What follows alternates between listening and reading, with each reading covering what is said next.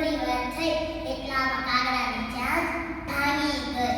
કાગડો કહે, કાગડબેન, મારી ચાંચ તૂટી ગઈ છે, હું મારી ચાંચ ઘડી આવું એટલામાં તમે ખેતર ખેડી નાખશો.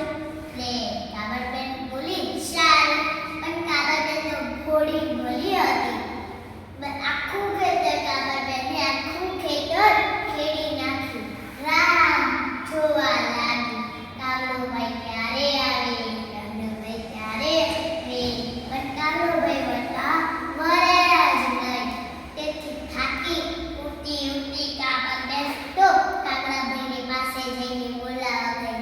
કાગડાભાઈ, હવે તો ચાલ, હવે